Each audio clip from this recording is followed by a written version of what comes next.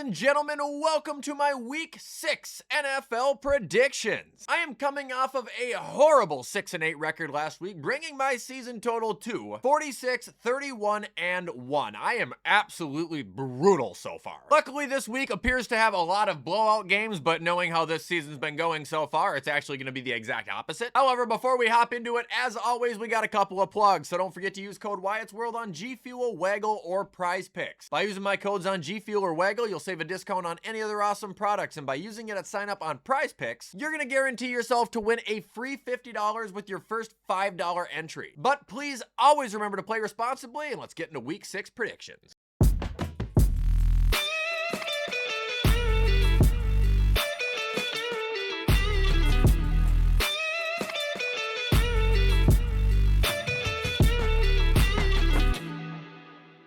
So, starting off with this week's Thursday night football game, we have got the Eagles at the Giants. I'll take the Eagles to win 28-13. This should really not even be close to a contest between the two. I understand last week the Eagles lost, but they lost to Denver, who has been playing pretty damn well. Giants have had one really nice win with Jackson Dart, but outside of that, they've kind of looked miserable. I can see a touchdown coming from New York, but not much more than that, and I think the Eagles will have this wrapped up by halftime.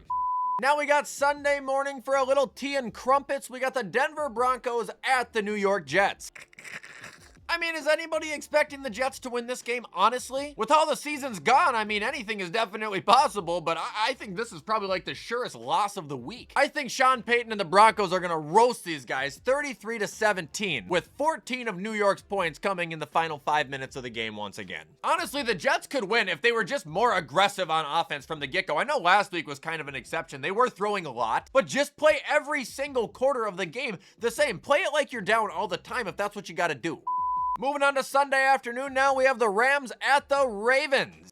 I have not had a thinker yet. Have you guys? Rams win 30-14. This is the second best offense in the league going against the second worst defense in the league. Realistically, too, the Ravens could score less, but I feel like one of these games, Derrick Henry is due for a breakout. But no matter what way you write this equation down, and no matter how many times you figure it out, if you're asking me, the result is always the same, and that's the Ravens getting their ass kicked this week.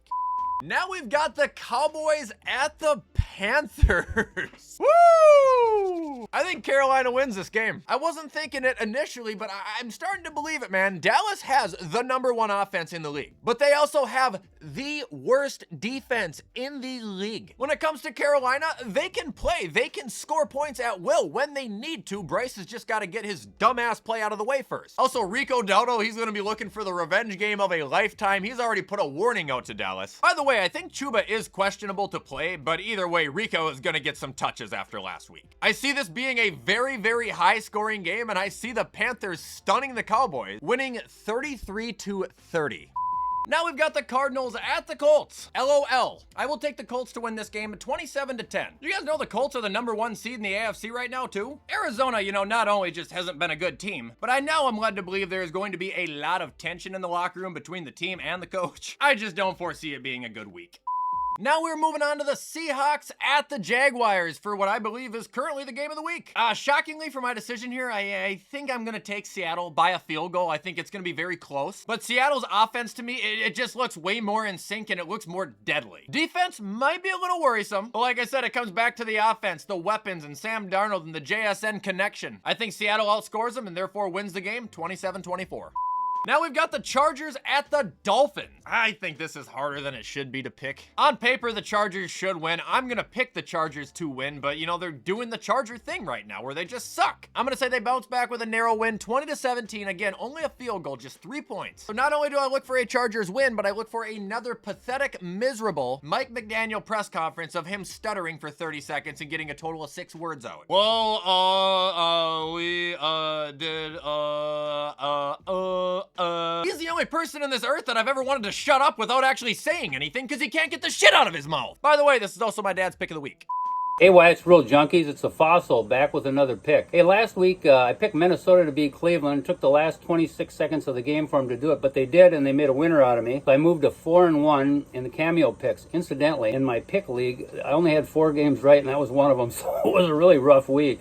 This week, as always, I'm trying to pick teams that I haven't previously picked. We'll look at the Chargers going to Miami to play the Dolphins. Dolphins featuring an offense statistically, which is in the bottom third of the league, and a defense statistically, which is in the bottom third of the league. They're going to try and go in and win this game against the Chargers and save the job of their minion coach. Chargers coming in here, Harbaugh likes to run the ball, but his offensive line is banged up. He's using backups as running backs. I think they're going to win this game, but I think Herbert's going to have to go through the air to do it, and Miami is pretty porous against the pass. So I like the Chargers to go in there and win this game 23-16 and force the minion just a little closer to the door. Anyway, all you Wyatt's World junkies, you have a good week, and I will talk to you next week.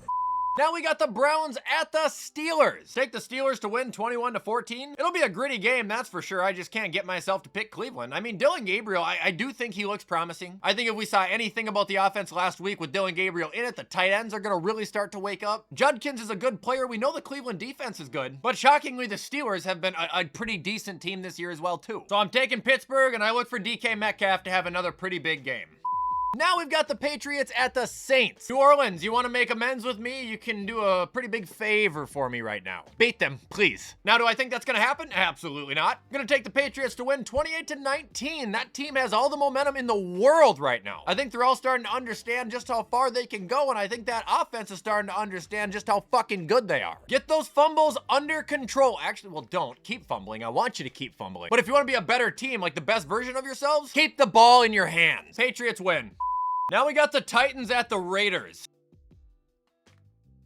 I guess the Raiders win 17-14. Fuck that.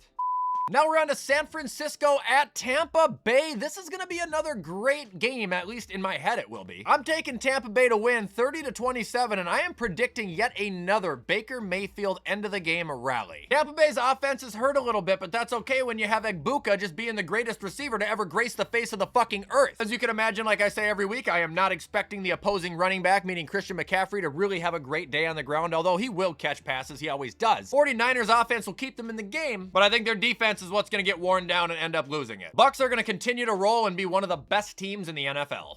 Now we're on to the Bengals at the Packers. Jeepers, dude. I'll take the Packers to win 27-14 here. Joe Flacco's first game, assuming he's going to be ready to play already, isn't going to probably be a good one. Sure, he might be able to throw the ball. He might have 300 passing yards. But I also think he's going to get sacked like 8 times, and they're probably also going to lose by 20 points. This was not a needle-moving decision by the Bengals. I think they did it because Burrow does have a chance to come back, and they don't want to lose out, but I don't think it's going to save them at all. Packers win 30-10. It's a massacre.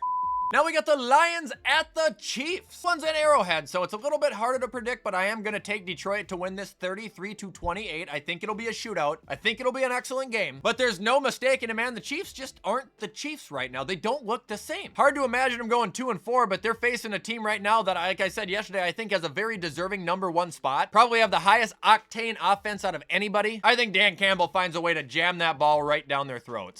Now moving on to Monday night for another double header. Get fucking rid of these things, am I right? I don't know who said that. Anyway, we got the Bills at the Falcons. Jeepers fucking creepers. I'm gonna take Buffalo to win this 26-23. I am a little bit intimidated by the Falcons offense, at least the last we saw of them. I'm intimidated for 1 because they have talent. I'm intimidated for 2 because the Bills defense just hasn't been great lately. But I still am not writing the Buffalo Bills off. I still think they're a phenomenal team. I think they're fantastically ran, and I definitely think they're more of a consistent team than the Atlanta Falcons, who are now coming off of a bye, which could be both good and bad. Picking my boys to win and bounce back and get on the right track. And ending, we have the Bears at the Commanders. I'll take the Commanders to win 24-21. This will be a very close game as well. A lot of field goal games this week, actually. Other than blowouts, it pretty much is just like 1-score leads. I think both teams have been playing very well, all things considered, especially Washington with the injuries that they've battled. But I also feel like Washington is just, they're more familiar, they're more in tune with what they're doing. And it's not that the Bears aren't, but I still feel like they're in that experimental phase where they're doing different things every week. Where sometimes it can take a long time to start generating points, in Washington, I think it's just going to come in from the get-go and score, but it will be close. And that is going to do it, ladies and gentlemen, for my Week 6 NFL predictions. Hope everyone enjoyed this video. As always, in the comments, feel free to let me know where we differ. If you guys enjoyed this video and you want to show support, please do that also, because you know I appreciate any and all help. But in the meantime, I'm going to get this whipped up so you guys can watch it on time. Have a safe and great rest of your Wednesday. I will see you in the next video.